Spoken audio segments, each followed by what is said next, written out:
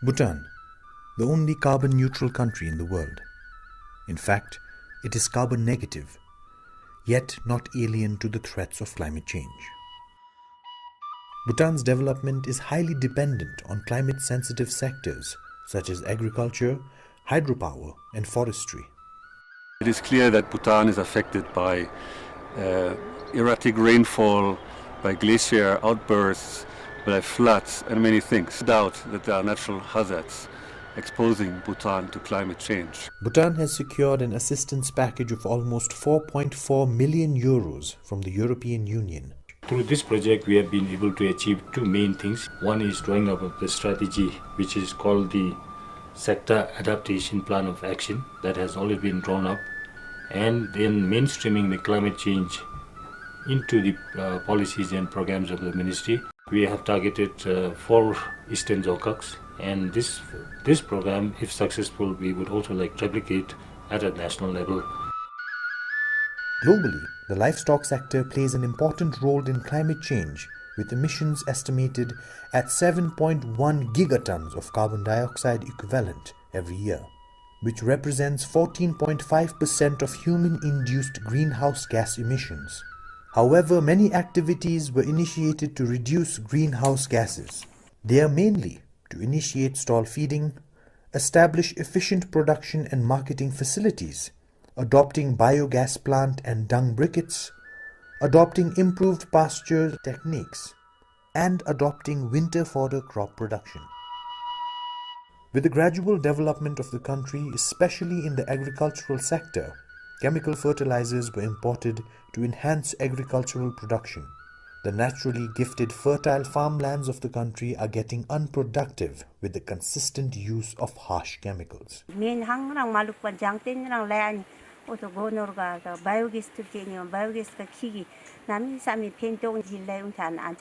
Irrigated land in the country is less than 18% of the total arable land, and it is mostly focused on rice cultivation.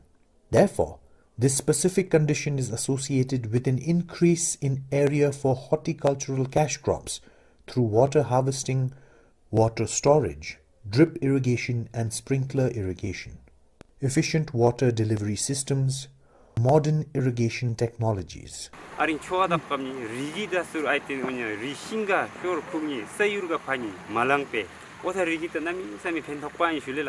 More than 31% of agricultural land is on slopes, and sheet erosions that contribute to sediment loads of rivers are a perpetual problem in the Bhutanese farming system.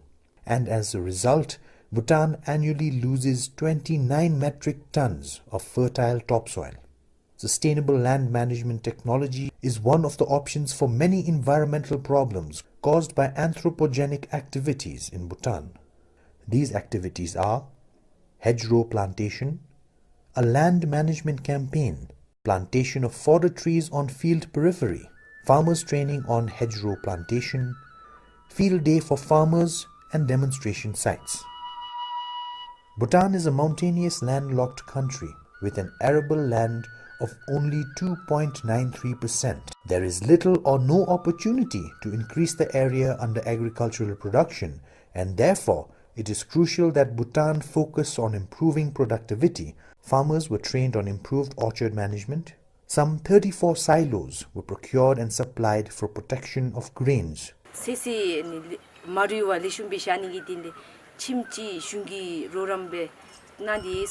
Human-wildlife conflict is recognized as a critical issue in Bhutan that changes with changing socio-economic and environmental conditions that need appropriate strategies that will ensure safety to human assets and the wildlife itself.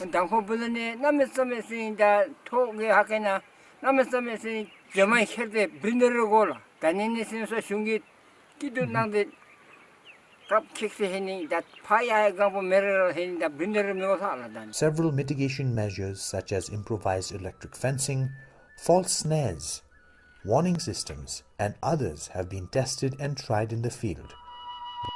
The overall water demand is increasing, and it is projected that irrigation demand will increase from 460 million cubic meters in 2010 to 498 million cubic meters in 2020. This calls for a good water management strategy to face the challenges posed by local, regional and global changing environments.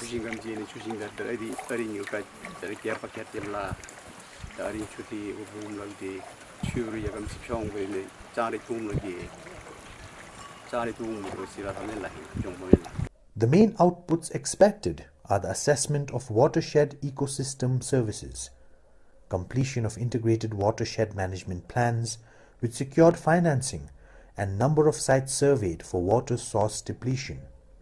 The activities include the study, assessment and identification of critical watershed, development and implementation of the watershed management plan. It also includes the water protection and rehabilitation work. Kadimchibe ngachi chuka zinchung di be matsu ta name be debe shadab zumchibe wachin te da runoff se te churigi be chakda kadi dazi matsui ki ngenga bomchin nalu juni ki ngenga dubala. With the increase in the demand for production of wood, afforestation and reforestation is highly important to maintain biodiversity.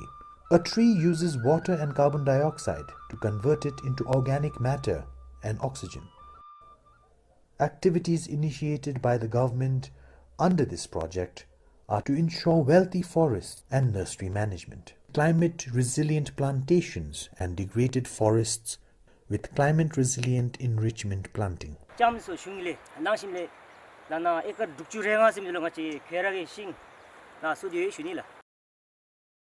To fulfill the ever-increasing demand of food, a better understanding and management of plants and animal genetic resources is essential.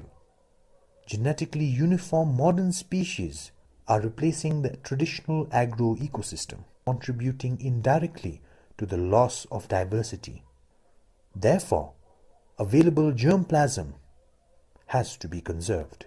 We have local breeds such as Safa and Dompa. Now it's disappearing. We have on-farm conservation farmers group. How do we adapt with the changing temperature and rainfall patterns? So these are the things that we always remember at the background when we do our research. Basically, we are looking at the heat-tolerant varieties, easier for farmers to cultivate in the event of this climate change. The other product from this is the INDC, the formulation of intended nationally determined contribution, which we submitted during the Paris Agreement. So this will be further mainstream into the 12th five-year plan. We want to make sure that Bhutan is recognized internationally with regard to all the efforts Bhutan is making to fight climate change effects in the country, and the EU is fully supporting the efforts of the government.